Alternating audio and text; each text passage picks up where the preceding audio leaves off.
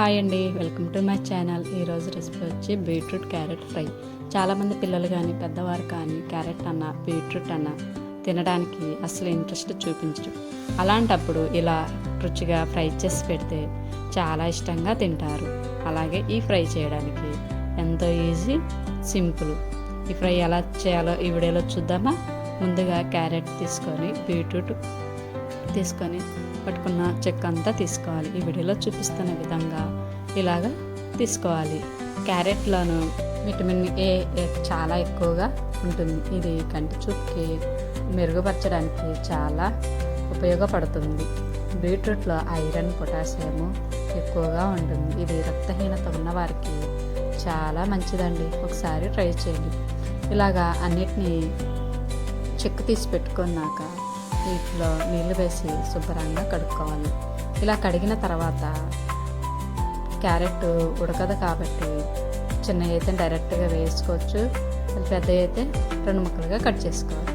Beetroot ఉడకదు కాబట్టి ఇవి 4 ముక్కలుగా కట్ చేసుకోవాలి. ఈ వీడియోలో చూపిస్తున్న విధంగా కట్ చేసుకోవాలి. ఇలా కట్ చేసుకున్న వాటిని కుక్కర్ తీసుకొని కట్ చేసుకున్న అన్ని కుక్కర్లో వేసుకోవాలి. ఇలా వేసిన తర్వాత 1/2 గ్లాసు నీళ్ళు తీసుకొని వేసుకోవాలి.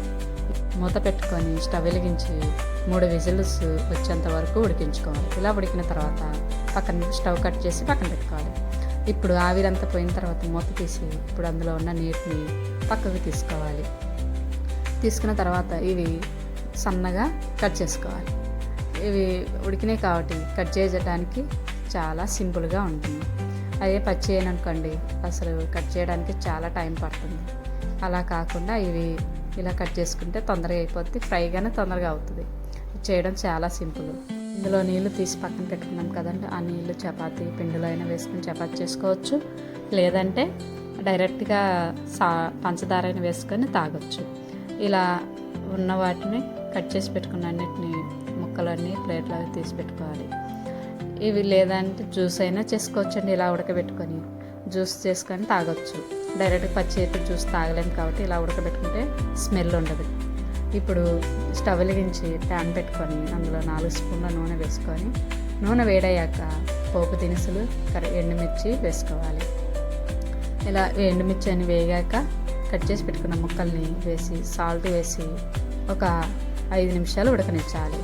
ఇలా ఉడికిన తర్వాత పచ్చిమిర్చి, కరివేపాకు, పసుపు వేసి అందులో ఉన్న నీరంతా పోయేంత వరకు వేగనివ్వాలి.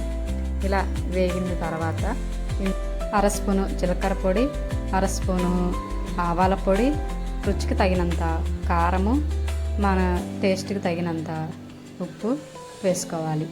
ఇలా వేసిన తర్వాత అంతా కలుపుకోవాలి. నేను ఇందులో ధనియాల పొడి కానీ, వెల్లుల్లి కానీ, అల్లం కానీ, ఉల్లిపాయ కానీ అవి ఏమీ వేసుకోవట్లేదు. మీరు కావాలంటే అవి వేసుకోవచ్చు. ఇవి ఏమీ లేకపోయినా కానీ కూర టేస్ట్గా ఉంది. ఇంకా వేస్తే ఇంకా టేస్ట్గా ఉంటుంది.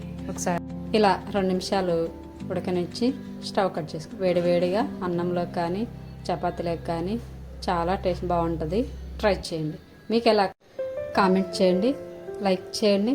అలాగే ఇలాంటి మంచి మంచి హెల్తీ రెసిపీస్ కావాలంటే నా ఛానల్ని సబ్స్క్రైబ్ చేసుకోండి.